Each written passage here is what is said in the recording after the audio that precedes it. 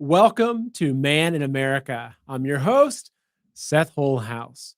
So, COVID-19 ushered in a new era of digital surveillance and technological invasion of our freedoms, even down to our DNA. But what's really behind this relentless push for innovation, artificial intelligence, virtual reality, gene editing, and the merging of man and machine? Is this the beginning of the beast system we've long warned you about? My guest today is Rob Counts, a researcher, filmmaker, and expert on transhumanism. But before we start, I'm going to sell you something. And I've got an important question for you. Are you tossing and turning, worrying about the pandemic and bioweapons and the Great Reset? Well, have I got the solution for you? When you invest in a brand new pillow or some beautiful Egyptian cotton sheets from My Pillow, not only will you get a good night's rest, but you'll be supporting American jobs and patriots like Mike Lindell and Man in America. And you'll also send a clear message to Klaus Schwab and the globalists that they can't rob you of your dreams anymore. So head on over to mypillow.com and save up to 66% when you use the promo code MAN. Remember that, MAN for Man in America. You can also call 1-800-985-8966. That's 1-800-985-8966. All right, on to today's show. Let's go ahead and welcome our guest today, Mr. Rob Counts, who I've been waiting for a while for this interview. Rob Counts, thank you so much for joining us today. Seth, it's an honor to be here. Thanks so much. You and I go way back, so this is probably the most fun thing we could be doing right now. And just to correct you, not that I didn't love your introduction to me, but I wouldn't call myself an expert really on anything except, something you and I would laugh at, like nachos or something. So we're really looking at doing the hard work of the research and trying to find things out just like everyone else. And that's why I really respect your show. And I think that's kind of how all of this started, because Edge of Wonder, which is where I'm coming from, basically we've been doing for a few. It's been a crazy ride, I'll tell you that. Yeah, it has been. So I'll give a little bit of a background and then I'll let you elaborate a bit, Rob. So Rob and I have known each other for quite some time, probably well over a decade. We worked in the media together and did a lot of things and tried to keep ourselves out of trouble. And I have to say that it was Rob and his co-host Ben that really encouraged me to step out and put myself out there as Man in America. They had built an extremely successful show called Edge of Wonder, and they were the under the thumb of the communist censorship that we're seeing within big tech these days. So, Rob, why don't you give us a little bit of background into Edge of Wonder and basically what happened to you guys? Like, what happened to Edge of Wonder? Yeah, sure. I'll try to keep this short and sweet, but we started Edge of Wonder in January of 2018, and at the time we were just really curious about just digging into topics that the mainstream media seemed to refuse to dig into. We don't think that we think people should be able to talk about anything, any kind of subject, without being framed as a conspiracy theorist or put into a bucket of shame for actually genuinely wanting to find out the truth about things, right? And so we kind of just started Edge of Wonder just simply asking people to do their own research and think for themselves, and within a year we had about 390,000 subscribers. So we had about close to 500,000 subscribers soon after, right? And at January of 2019, a year later, YouTube started censoring any YouTube channels that were actually doing the work and looking into things. We stayed at 390,000 subscribers almost nearly for a year. It was a little bit more, right? And then eventually it started to kind of go up. But we were, during that entire year, we were getting messages from people saying that they were being unsubscribed from YouTube. They didn't understand why they had to resubscribe. I mean, you name it. I mean, it doesn't make any sense. We were getting about 60,000 subscribers per month. And then all of a sudden, just a flat line like that, and then people get unsubscribed. Obviously, there was something going on behind the scenes there, right? Like we're not stupid. And so at that point, we kind of knew that YouTube was basically had put us into one of these blacklists of channels that really were, I guess, in their mind, saying too much or getting too close to the truth, of course, from my perspective, right? And so this went on for a while, and we had no community guideline strikes at all. We were completely, in YouTube's good graces. We had conversations with YouTube all the time. Like, if we did something that they didn't like, we tried to work with them, just be human beings about the whole thing, and discuss and all of this. And just one morning, Ben and I were together. We looked, and our channel had been completely eradicated. And what's really interesting is that morning I had in hand the New York Post, where the Hunter Biden laptop story had just been dropped. So on the morning that story dropped, our YouTube channel of almost 500,000 subscribers was wiped off the face of the earth. Luckily, we still had rise.tv, which is where guys like you and I do our work now. For the rough stuff, the stuff that is behind a paywall, so that we have kind of more autonomy on actually publishing what we can. Of course, we still need to be careful because big tech kind of digs into everything. They have their algorithms looking through everything. But it does definitely feel like a blessing and a safer place to be doing this kind of research. But it's been hard. Like, I still get recognized on the street a lot out here in Texas. People will see me and they're like, "Dude, what happened to Edge of Wonder?" And I kind of have to explain all of this. So yeah, we've been doing some hardcore research for a really long time. A lot of similar subjects that you've been covering on Man in America. I'm a big fan of Man in America. Love what you're doing here. Love what happened last year during the election. Excellent, great. That was Actually, like the best thing Rob, you were the that's person I happened. talked to when Trump shared the plot to steal America. I got a few texts, but you were the person that actually called me, and Yeah, we that's had that right. conversation that I was morning. kind of like, dude, do you realize what happened? That was so great. That was Yeah, kind of the, like, you and I have been working together for a really long time, but of the things that we've been working on, that was probably like one of the greatest things that's ever happened, right? Like, just yeah. the enormity of it. And I love it. I love what you've been doing. The editing you've been doing is fantastic. I love your audience. They're just sweet people, like, just great Americans. So thank you for having me. I really appreciate it. Oh, of course, of course. And I'll say as a quick thing is that Rob is his transmission's coming from maybe off world somewhere. So if there's any kind of bandwidth issues, Rob might be in a secret bunker, filming this. So Hiding from apologies the for that. It communists. just yeah, it seems that sometimes when we're doing these more important things that you have these random occurrences where the internet all of a sudden doesn't work very well, or there's bandwidth issues, which doesn't make sense, especially this day and age when we've all got high speed internet. So I guess Yeah. we'll apologize in advance for that. And if anything cuts out, I'll just ask you to repeat yourself again. So Yeah, sure. Did anything cut out there? I'm sorry if it no, did. actually, no, it was good. No, it was Okay. good. It got a little blurry at Okay. times, but it's still you. Yeah. Okay. Good. Sorry about that, you guys at home. Yeah. Well, basically, yeah. So Rob and his partner Ben, co-host, had built what was edgeofwonder.tv, which then eventually became Rise TV when I joined, and we said, "Hey, how can we take this to a much broader audience?" And we did the rebrand and got through all that together. And now we're just going full steam ahead on it. And so part of this is, you just released a 4-part series on transhumanism on Rise TV, and you were also on Bannon's War Room recently, right? I remember seeing you guys on there. Yeah, that was our first time on Ban War Room. A couple of his editors kind of caught, that we had just published a new series on this. They were very interested because it's intersecting with a lot of their work right now, and so they had us on to talk about this. And I think also Bannon, I mean, wow, what a smart guy, right? Like, he's a laser. Like, when you talk to him, when you talk to him and you listen to him, he's just really on top of things. Really knows how to run a show. Super into tradition. Just like very cool place to be and talk about subjects like transhumanism.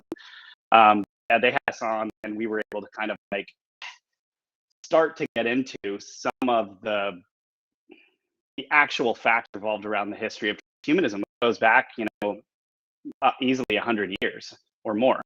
So Yeah, it was a blessing to be there too. It was great, and yeah, I would love to be on Bannon again. But to be honest, it's even better to be on here with you. So Thank you.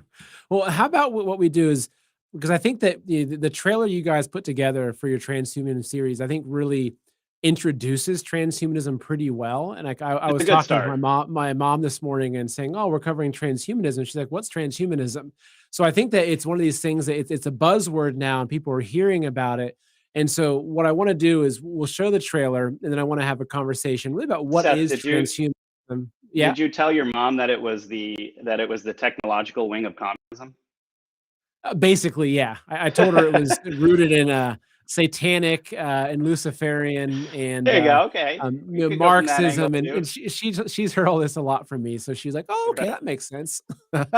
So, we'll show the trailer, then I wanna talk a little about what transhumanism is, how is emerging in our world, what the plan is for that, but then I also wanna go into some of the more spiritual aspects of transhumanism, because a lot of people have talked about how the jab is the mark of the beast, and it's the beast system, and how eventually we're going to need something that's either on our wrists or our forehead to buy and sell.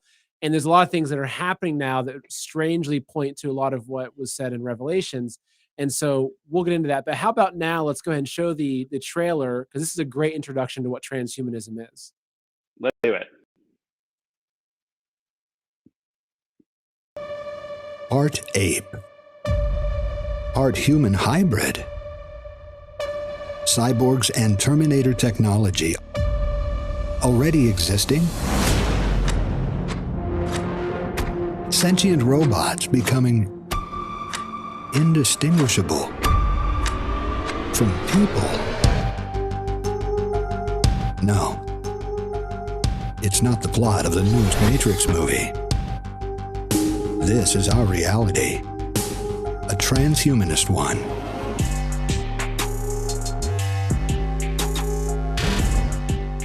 How does transcending humanism tie into eugenics, Darwinism, and even cloning? Is there any part of our world that transhumanism hasn't touched?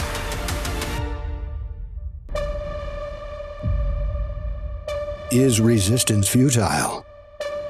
How can we rage against the machine?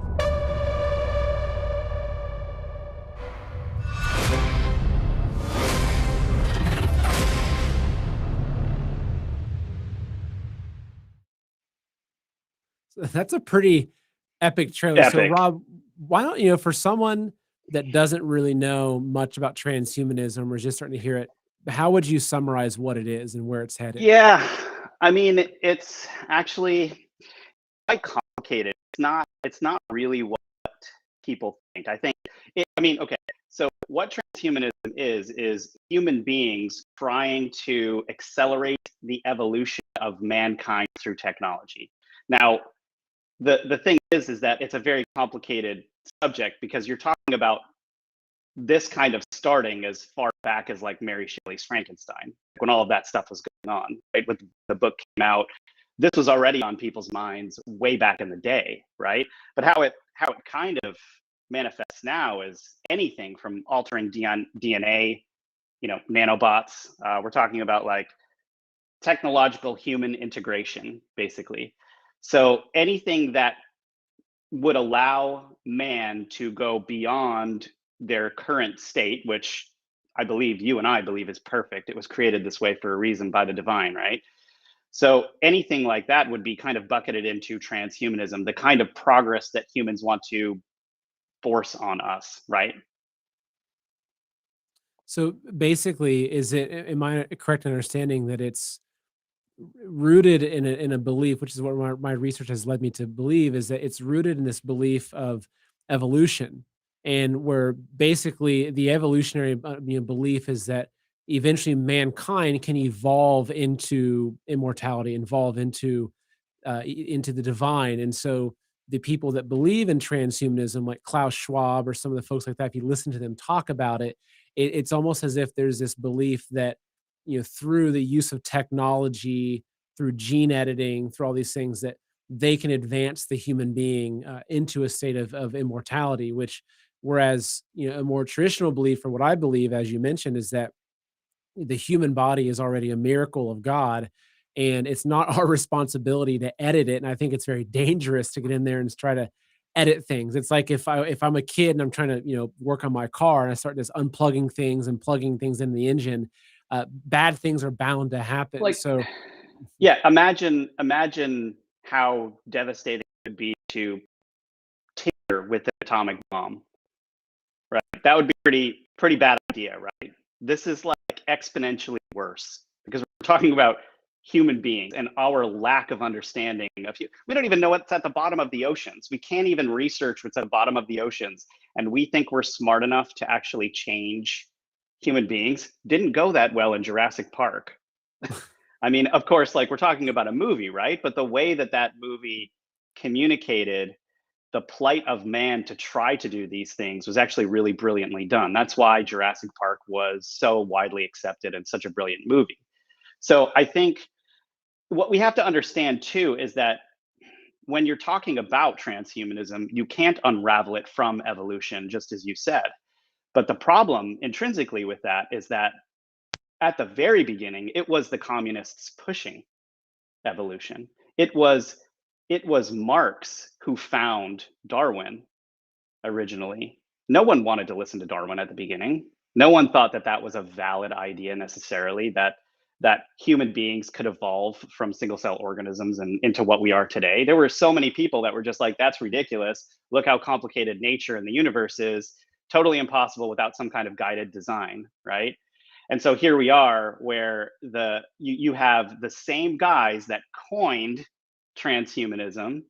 Julian Huxley coined the term transhumanism, and he's the one that's referencing the Peking man to make his point. And the Peking man was totally a communist psychological operation to tell people in China that the dawn of man started in China. Because what country doesn't like to think that they're the best, that they're the top? And I mean, that went well in Germany, didn't it? Right? When you have a group of people that are willing to get behind an idea like that, I mean, this is what the communists were pushing. And the reason for that is because if you can replace God with atheism, well, now you've made communism people's God. Now it's your father. You are birthed by communism, right? And that's just obviously a ridiculous notion, but that's the level of brainwashing that we're currently at here in the world right now. And transhumanism largely was built around these topics that you cannot separate from eugenics. And we've all heard about eugenics. We've heard about the dangers of eugenics, like crowd control, basically, right? Population control, trying to tinker with how humans develop. I mean, Margaret Sanger was a huge evolutionist, and she's the one that pushed Planned Parenthood. There is a big bag of cats revolved around transhumanism. Really, it's a huge subject, and not a lot of people are looking at it from the historical standpoint. I'm a strong believer that whenever a topic like transhumanism comes up, you have to dig into where it came from. Who were the people that coined it? If you do this with the New Age movement, or if you do this with something like the term the law of attraction or something like that, you come across very scary things. We've done episodes on these things, right?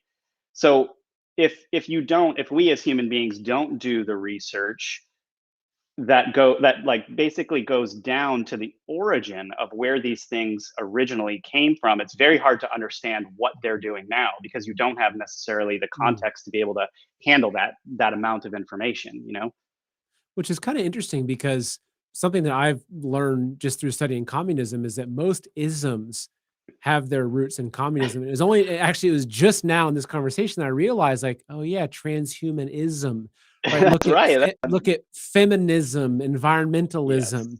progressivism, globalism, Yeah. all these things that have their communist roots. So I think that when a lot of people think transhumanism, they might think the Terminator, Klaus Schwab, Elon Musk, Neuralink.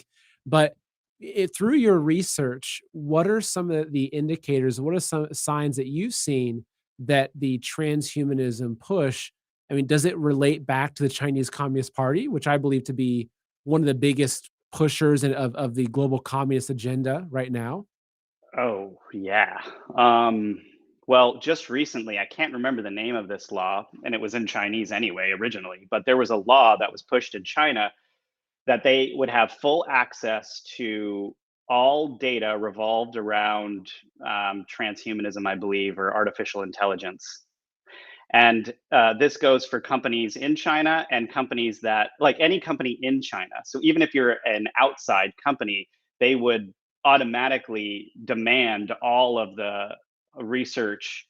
So now, like, think about how many companies we have over in China because, big American companies that exist in Silicon Valley don't have their heads on straight, do not understand the threat that is the Chinese Communist Party, and have their companies creating things like the iPhone over there. Well, now the Chinese Communist Party has access to all of their research and information. This is the same Chinese Communist Party that is pushing the social credit system over there right now. I mean, Elon Musk has recently said that we're already basically cyborgs because we're using iPhones so much, right? Because of how we use technology, it's like you can't separate your life from those. None of us know how to garden anymore, you know? Like we're out here just like, what is whatever on our phone? Anytime we need to know anything, I'm guilty of that. I'm sure you are too, right? Um, so yeah, it's the Chinese Communist Party. People need to think for a moment. Why is it that when we're at the stage that we're currently at right now in the world, where people understand clearly that fascism is bad, and yet we have a theory, a philosophy like communism still existing in China? How is that even possible unless it's the most evil, deceitful, insane regime on the entire planet?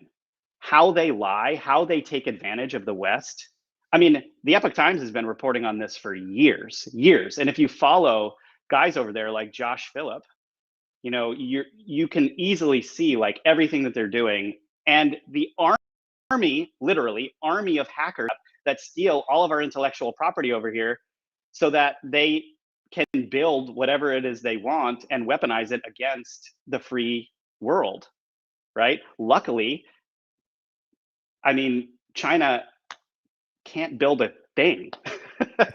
Everything they build breaks, right? So that's like the only thing we have going for us. Like there's a lot of smart people over there, but they cannot get their processes together. Like this is they're great at making things at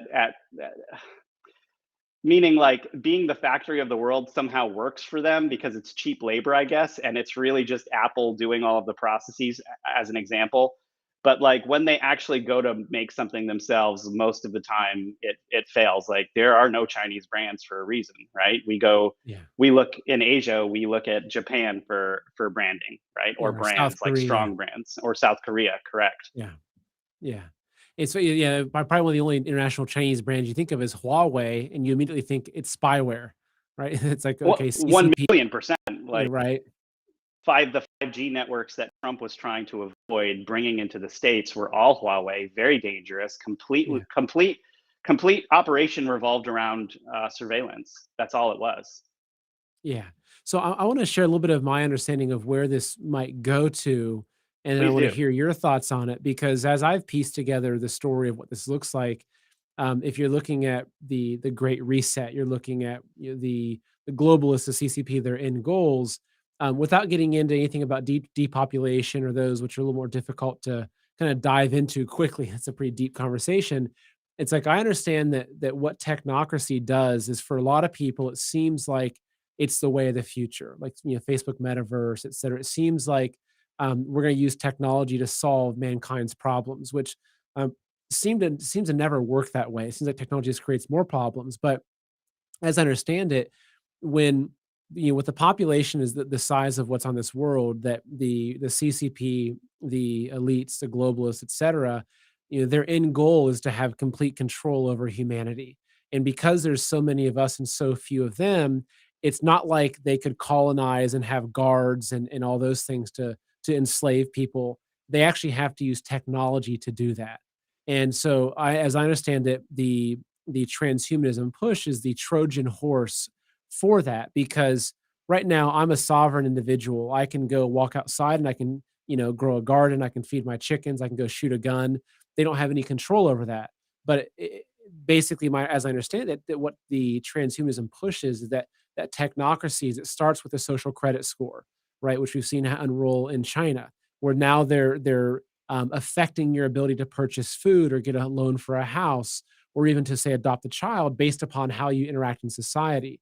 Whereas eventually, that could become something where if you're speaking out against them, your power to your house shuts off, right? So it's all these transhumanism is all these things to use to control us. Whereas like that's just through our smartphones, right? So if China can have a social credit score that they can prevent and stop you from being able to feed your family or get a job or use public transportation, it's like what happens when they've now got a chip inside of your brain that they can use their satellite network or their 5G network to control that or to monitor your thinking. Or so like for me, what I see all this leads to is the end goal of basically using technology to create a technocracy, which technocracy is a definition I wasn't sure of, a couple months or a few years back until I researched it, which is basically it's enough technology to control people, whereas those who control the technology control everyone that's under that technology.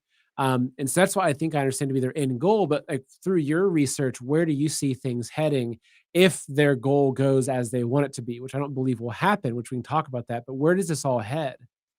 Well, I mean, you really laid it out there. I mean, very well said. I mean, there this is a complicated situation. And the reason why I say that is because there really are, just like you can be a really good doctor amidst a lot of indoctrinated doctors out there that are just doing things to make a buck or whatever. There are some people out there that really believe that technology can help human beings, and they want to push that forward. They want to push that science forward. Like regardless of what you say about their character, like this is what drives their work, right? There is that. But what where it gets dicey is a few things. One is a steam engine train that cannot be stopped. It's going in a certain direction. It would take a long time to stop it. It's like you can't really just put something in front of it and it's going to just like shut down. And there's a few reasons for that. One is it makes a lot of money. I mean, technology is the future because technology largely is industry, is a lot of different industries, and it makes a lot of money. So there's a reason to push for technology to get better, to have the newest gadget, to compete your your competitors on a even just a simply capitalist in a capitalist market. You do this, right? So those things drive these um, these industries forward because everybody wants to get ahead of everyone else. And I mean, largely what we saw was just a couple of months ago is that Facebook made a very big move. They made a very big move to change their entire company over to the word meta, short for metaverse. Their goal is to own the metaverse because they see it's unstoppable, that becomes the future. What we all saw in Ready Player One, if you guys at home have seen that movie, is an inevitable future that we're all moving towards. And they want to put their flag in the sand and say we own this. But there are other reasons for that. It's because everybody knows that once Apple comes out with their headset, which they are going to do probably in November, that it's going to change the face of VR and AR and XR completely, right? And that Apple very easily will own all of the hardware. Well, who's going to own the space in which everybody does things, the space in which people sell things, the space in which people communicate? I think Facebook is to stay relevant because they don't want to become irrelevant. Facebook is already irrelevant. They're constantly struggling with this every day, I believe. And from insiders that I've talked to, this is the case. They're constantly needing to figure out how not to become irrelevant because just like MySpace, something else can come in and completely take over, like the metaverse, right? So that, like, in terms of that, is a very good example. Now, the reason why this discussion is relevant to what you just asked is because we're talking about gigantic ideas. We're talking about gigantic spaces in industry that somebody at the top owns and controls and or is making legislation for. That all trickles down to us, regardless of whether you think you're going to be taken over tomorrow. Look at what big tech has done. Look what big tech has done over the last year, 4 years. Even in 2016, if you look at Dr. Robert Epstein's research about how much Google swayed votes over to Hillary Clinton just by simply using their algorithm, it's actually extremely scary. Right? So imagine what they would do with us with a headset on or a chip in our arm, right? We don't know necessarily what the people at the top want or what they're planning or what their true intentions are, right? I mean, just to say it simply, you and I maybe would be more cynical about that if we were having a personal conversation, not on YouTube right now.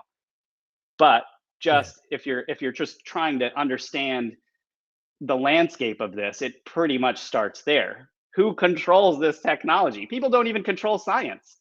I mean, what, a couple of weeks ago, Joe Biden says that he follows the science and that Fauci is the science. So is Fauci the president of the United States? Like, I don't know, right? Yeah. Like, Fauci is in the most, influential position in science right now, controlling everything that happens with the pandemic that honestly, none of us really believe anymore. No one wants to get home anymore. People don't believe what's really going on, I don't think. So it's just, I mean, it's a very complicated situation. You made a really good point, because if you look at big tech, so it's like, okay, if we're pushing for this with the transhumanist agenda, right? So we have Facebook with Metaverse. You have all these other companies getting into. I imagine Google's going to have their place in it. Well, right? and look at Tesla with their Neuralink, right? Exactly. But if you look at these big tech companies, it's like, okay, what makes you think that they're not going to use their technology to control people even more, right? Because if you look at the past 4 years, you're right, like they've showed their cards. It's almost like, you've got this brand new car, and your neighbor who's an alcoholic has borrowed your past 3 cars and wrecked them. And now they're like, oh, can I drive your new car? It's like, you've spent the past 4 years showing me I can't trust you with this. Like, why would I give you like the best car I've ever owned? And I feel like that's what's happening with this technology. It's like Facebook, you've shown me over the past 4 years how you are not like they have consistently sided with the globalists, with communism, against free speech, right? Even they've canceled. There's a performing arts group, Shen Yun, which is Yes. it's their tagline is China before communism, and they expose communism. It's banned in China, yet Facebook is banning their advertisements and not allowing you to share their content, which is it's just Well, like and that a shows you the dance, right? tentacles of the Chinese Communist Party into our existence, into a free country. That's not right at all. Yeah. Oh, not at all. So it's like, so what makes you think that Facebook is going to take the metaverse and, after we're all living inside of it, and not have, right, Agent Smiths running around Right. enforcing, the CCP's will on people? Right. Yeah. Like all of a sudden, Facebook is just going to become magnanimous and benevolent towards like different beliefs out there. They claim to be, but anything that goes against whatever their agenda is, they call hate, and then they kick you off. Imagine that. Like, let's say the future world does exist in the metaverse. You go to work in the metaverse, like all of that stuff. I'm not saying that's going to happen. I'm just saying, what if it did? And then you post something on a personal chat, and they just kick you out of the metaverse. Like, really? Yeah. It's ridiculous. And of course, it's much more serious than that. We're talking about adding in cybernetic parts to human beings. I mean, like actually changing a human being to try to force immortality. Well, for who? Like, who's that really for? And why would we want that in a sense? Like, if the natural world is not structured that way, human beings have been looking for immortality since the dawn of time. Like this is not a new venture. They're just trying it with science now rather than something like The Holy mysticism Grail or or yeah, mysticism. right, Yeah. mysticism or religion even, right? And it's not that religion is bad. Well, you know, I have some thoughts on religion itself, just because like there's some not so good things going on in the Catholic Church right now and things like that. But people's belief is a very personal thing to them, as you know. I mean, but I think that these things can be very easily taken over. Like we don't really know what's going on in the Vatican. A creepy new building that they just built that looks like a cobra, and then it looks like it's Lucifer in that thing instead of Jesus. Like we've got a lot of issues, a lot of gigantic organizations that have absolutely been infiltrated. The bigger it gets, the more that these oligarchs of the world, the big banking oligarchs, are kind of like in control of a lot of these things. So I mean, again, it's like, you're really going to put parts into yourself, like, or Neuralink into yourself, where you have no idea. Like, you could just all of a sudden wake up somewhere and you didn't know what you did. We don't know how this works, right? I mean, this is very scary. Or you can get shut down. I mean, absolutely. If big tech is trying to control things based off of their globalist agenda behind the scenes, there is no way that we can't assume that's going to happen with transhumanism. Yeah, I agree.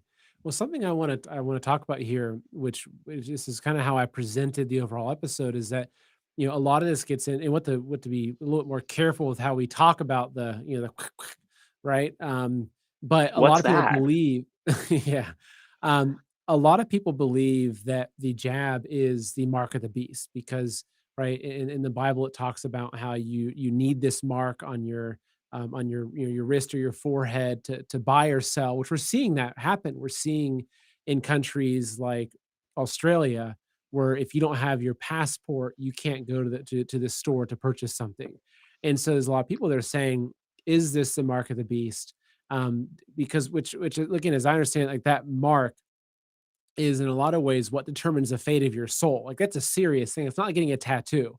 It's like if you get this thing and it is that mark of the beast, like you're not in a good position, right? You're kind of uh slated for elimination in a lot of ways. And so a lot of people are looking at the jab and saying, is this it? And I've talked about this in some of my speeches before, and it's something I have some formed thoughts on, but I want to see based on the research that you've done, and because I know that you've always done a very good job of bridging the spiritual, the philosophical, the scientific, the metaphysical into one idea. But I mean, what are your thoughts on that? Like, if someone goes and they get it because they have to keep their job to protect their family, is that something that's gonna really doom their soul? Yeah, I think God's a little smarter than that, between you and I, right? Like, I think imagine if it was as simple as an injection that you got that made you unsavable in God's eyes. Like, I think we'd be living in a pretty shallow universe. I don't think it necessarily happens that way. I think if I mean, it's been said in every ancient book in history that one's heart is what's looked at, right? I mean, almost without exception, like what you do, what you've done, how you act, you know, and also like that changes for everyone. Like somebody getting the the jab, um, for just like purely selfish purposes to make like a boatload of money, and they're also simultaneously a murderer, probably has a little bit of a different future than someone who's just like, you know what, I'm going to have to take the hit for my family right now, and I pray to God that this all goes well, and they don't remove their faith at the end of the day, right? Those are two completely different situations. I think that's very important to recognize. The other thing that I want to say is that is when you're looking at something very physical like the jab, you can't just look at it. You have to look at what's behind it, right? What actually is that pushing, really, right? I mean, if you go to a place like like China, they may think very differently, especially someone who's clear in China may think very differently about what the mark of the beast is, because unless you are a part of the Chinese Communist Party and you are buying into the Chinese Communist Party, you can or can't do many of the things that you just said. And it is the technology and the social credit system that is supporting that belief system. So you have the belief system, and then you have the physical thing that's pushing it, right? You can't necessarily say the physical thing that's pushing it is the thing that's going to make you like give you the mark of the beast necessarily. It's the thing behind it that you have to be worried about. I don't believe that the divine looks at the same things that we humans do. I think there's a lot more behind the scenes. I mean, even science has recognized a quantum theory where there are multiple dimensions, even universes or something like that. Who knows what the divine sees when they look at something? We don't know. We can't say all we've been told is we need to be good and have faith. And I think right now that's kind of the most important conversation we can be having with everything going on. I'm not trying to preach here. I just really think that that's that important, you know? Yeah, and it's a great answer, and I think it's just such an important thing because, I mean, Bill Gates is already, he's worked with companies, he's backing companies that are releasing GMO mosquitoes, right, into Florida, which is why it's already Terrible been idea. done, right? And there's Japanese scientists that had already shown that they could use mosquitoes to distribute vaccines, right? So literally, it's like you might be someone that is like so opposed to this, and you think there's no way I'm going to get it, and you are outside grilling some steak one day and zap, get a bug bite, and all of a sudden you've now got the same mRNA modifying substance that the liberal rushed off to get on day one, right? And so there may not be a way to protect ourselves. And yeah, I mean, I agree with you completely. It's like, is the fate of our souls determined by Fauci? Is it determined by Biden and some mandate that he's going to put Now, to forth? be Like, fair, but to be fair about the point you're making, like that could maybe there are some people at the top that really think that they're trying to interfere with our souls, that is their yeah. goal. But can they really? Is that really not going to be looked at the end of the day when judgment comes? I mean, come on, you know? Yeah. Yeah, no, it's a good point because I think that, one way that I look at it, and it's also something I've wondered about. There's predictive programming, right?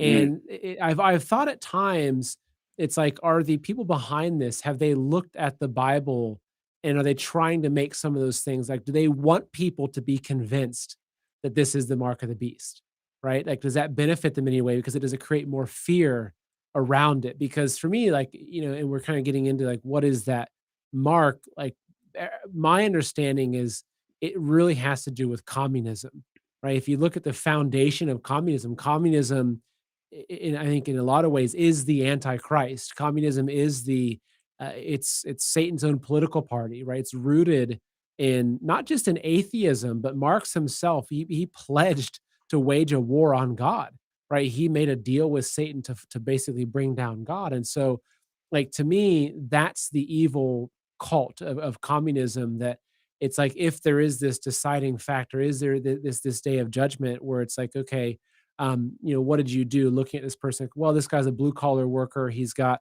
he's holding down two jobs to support his family, and he was going to lose both jobs unless he had to get this, this jab, versus the person who is pro-communist and pushing communist ideology and believes in the destruction of the patriarchy and all those things. It's like, to me, that's much more of the ideology that represents what this mark is. And you can see too that, in a communist system, right? It's like you have to go along with their system to buy and sell, right? You have to go along with that exactly. ideology, right? Exactly. So is it really the barcode on you or is it the system?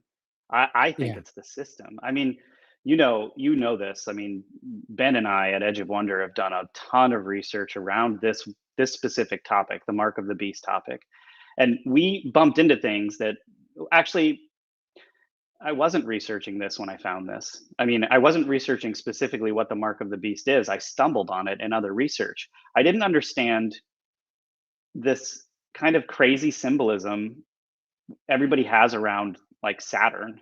and cubes and hexagons. So as a designer, I was curious to look into the symbology and try to find things out, like why, are there's certain families, I won't name any names, have like a six-sided star as their family crest, like all of these things. And it all led back to this concept of Saturn, where Rome was actually called Saturnia in the past. Italy was also referred to as Saturnia in the past. um, this idea of the golden age, of bringing in this golden age and all of these things. There's cubes all over Manhattan, just like all of these places. What does that mean? And it all came down to this figure, Saturn, actually representing Satan, right? And that if you look at the astrological symbol for Saturn, it's a sickle with a cross, or just a T with a sickle. And what does that look like? It looks like the hammer and the sickle and the communist flag. It was the craziest finding. I couldn't even believe it. When I first stumbled across it, I just sat back in my seat and I was like, this is the craziest thing I've ever researched. The fact that all of this is like, and then another symbol for Saturn is a crescent with a star. Think about how many communist countries have that. Even China right now, yeah. it's like a crescent stars with A star crescent in the made middle. of stars. Yeah. Yes. And so there was a book by a guy named, not to get too crazy here, but like there was a book by a guy named Talbot. Can't remember his first name, Thomas, something Talbot. Anyway, created a book called The Saturn Myth, and it was all research about Saturn. And he was talking about how in a lot of these old, cultures, they all reference Saturn as having been, like, they conflate Saturn with the sun. Like, how could you possibly confuse Saturn with the sun? Well, the idea was that Saturn was the sun in a previous, like, much like distant previous time, and that it appeared in the sky like a crescent with like Saturn being right above it for some reason. And I mean, that doesn't make that, I mean, that isn't that hard to believe, since Saturn is one of the only planets out there with like rings that are that crazily like displayed around the planet, right? And so if that's true, and like there's all ancient world belief revolving pagan around this character of Saturn, and so like it was a very strange kind of look into all of that. And I encourage everybody to do their own research in this, not to listen to me, but it was just finding that the astrological symbol was so close to the communist symbol, and that communism really does, in my book, represent like the will of Satan in this world, that just was like mind-blowing. Yeah, no, it's interesting. Actually, I remember seeing one of those previous episodes where you and Ben were going around looking and finding all the cubes, like in Oh yeah. Astor Place and just all over the world, these black cubes that had these mysterious things around them, which there's a lot of symbolism in that. But yeah, I mean, I think that like when I'm talking to people, whether I'm speaking or just interacting with people, and whether it's on the topic of transhumanism or just a global surveillance state, or look what's happening in Australia, and we get in the conversation of like, what do we do to fight this, right? Obviously, there's a handful of things depending on where you're at, but I think that so much of this surrounds, like, and where I often kind of go back in my thinking about this is that, well, we have to understand who the enemy is, and we have to understand that I think similar to you, based upon all of our discussions, believe that this is a battle of good and evil. This is a battle of Satan versus God, and this, and that there are angels and demons, and to me those things are very real. I believe in them, um, just as real as the sun setting and rising. And so I think that in this battle, which is a spiritual one, like, recognizing that the enemy, has latched itself into communism, and then taking that whole idea and then looking at, say, the globalism movement, right? Or looking into the movements that have spawned out of that, and especially as you get to transhumanism, it's like you can point it all back to that, and you can see that, oh, okay, it's communism, and the communists are the experts at hiding behind things. They're the Yeah. experts at putting forth this idea that sounds really grand and beautiful, which they're all about Trojan horses, right? They're all about slipping in there their things into Yes. these Trojan horses. Like a But bill also that's going through Congress or something. They're always slipping in exactly, new yeah, measures, you know? exactly. But Right. if you look at things like the quit the CCP movement in China, where around 400 million people have renounced. They've basically removed that mark from themselves. They're part of the Communist Party. They pledged their life to the Communist Party, and they've said no. I'm renouncing that. I do not want my soul to be stained by communism. So I think that there is a big movement of people that are rejecting this, and that's why I want to. We're going to transition over to Rise TV only shortly for some Q&A. But Oh I yeah. guess one question I have for you is, I mean, do you see that this plan is failing? Do you think that the Chinese communists and the globalists are going to succeed, and we're going to be living in a world that's like the Hunger Games in 20 years? Or do you think that their plan's falling apart? I mean, I don't think it's possible for them to succeed. And why I say that is because this isn't their this isn't their time.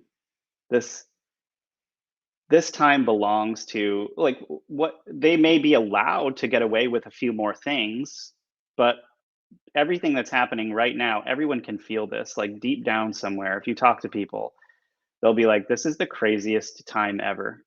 And if you think about it, like, according to like some history, you'd be like, I don't think this is as crazy as like what happened in the 30s or 40s, or like certain wars that took place throughout history. You could easily go back when two different countries were warring, I think, or even Europe or the Crusades or whatever it was. Like, people were like dying all the time, like going to war.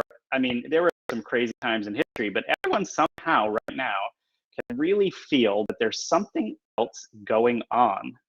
That this is the end of the end of the end. Like, we've all felt it, even since like 1999. I think a lot of people were really just like on edge. But why? I mean, I think it's been pretty spelled out to us that you know, I don't think this is people kind of assuming that this is the end of days. Like, I think this is the actual end of days. All of us are kind of constantly looking behind our shoulders, and and we all know that, like, justice will be served at some point. Doesn't matter how much things get delayed, that justice will be served, and that it is God eventually behind the scenes will be the one making calls as things go forward. What we need to do right now is not lose faith in that. I think there's a lot of, it's like like, imagine what's going on with globalism and stuff, like a magician showing you stuff, and like it looks real and you're like, how did that happen? But really it's just an illusion, right? And it's not real. That's what's really going on right now. You can really only do that too much before you kind of like look and see a compartment in the hat and there's a bunny in there, right? Like, that's just what we're dealing with right now. And so I think that, we all need to kind of like keep strong in that. And I think not lose sight of the bigger issue here. I mean, look, as an example, Revelations itself, like, there were a lot more things than like kind of idea about something being inside of you to be able to purchase something, right? In Revelations, like, they were talking about a gigantic big red dragon in Revelations, Yeah, as I recall. with what, like 7 heads, this big set red Well, there was a beast, right? dragon. The beast, Yeah. 7 heads. There was a red dragon. There were dragons mentioned all the time. I mean, we don't see any dragons around here. Last time I looked around, I didn't see any dragons. Like, I mean, and that's the thing, is like, well, why are we assuming that piece of work was really just for this one dimension that the divine beings are looking at? Like, that the divine is looking at. Like, we can't tell that. Like, they're mentioning dragons. I mean, if you go read the Joe Ping by the Epoch Times, they talk about the red dragon being at the right side of Satan on his throne, right? Like, that's like straight out there in a book that's exposing communism out there in society right now. Like, they're bold enough to say that. Why? It's because communism is what's bringing everything down right now. The entire idea revolved around inequality was a communist idea.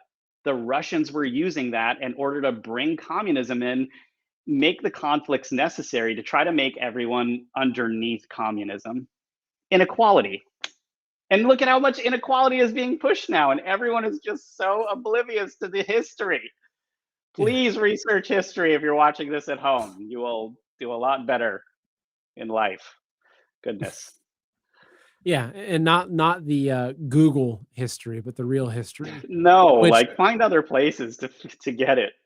yeah, and one thing I would recommend is that for anybody that wants to understand communism, there's the Epoch Times put out a multi-book series called, I think it's called "How the Specter of Communism is Ruling Our World," and Yes, it's that's part a two.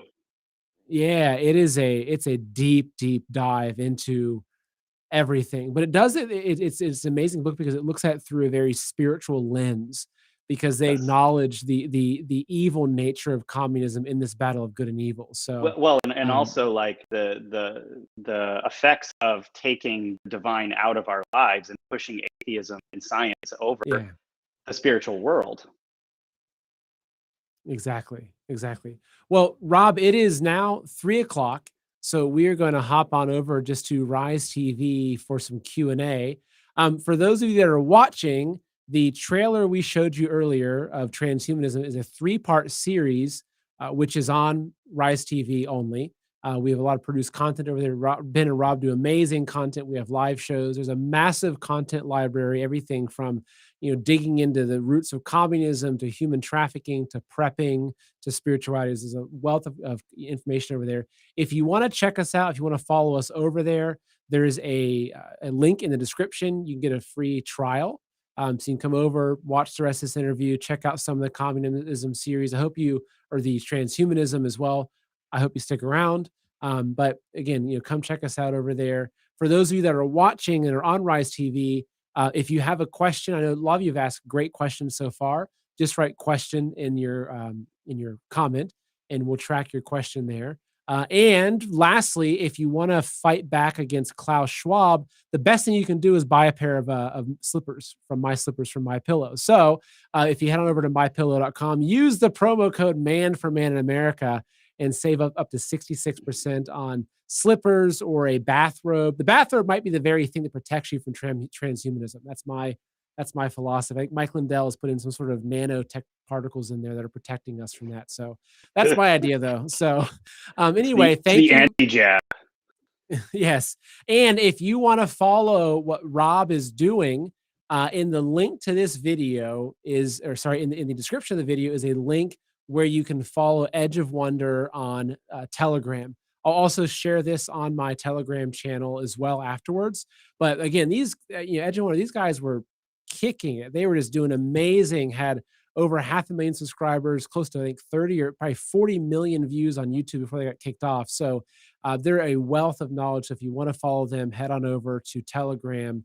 And again, there's a link below. So yeah, so those of you that have joined us so far, thank you very much. Let me go ahead and end those other streams and we will hop on. So I'll say goodbye to Rumble first. Bye, Rumble folks. I really appreciate you coming. Thank you. I get Rumble's off now. Everyone on YouTube, thank you so much for joining. I really appreciate it. I love you coming. Hope to see you over on Rise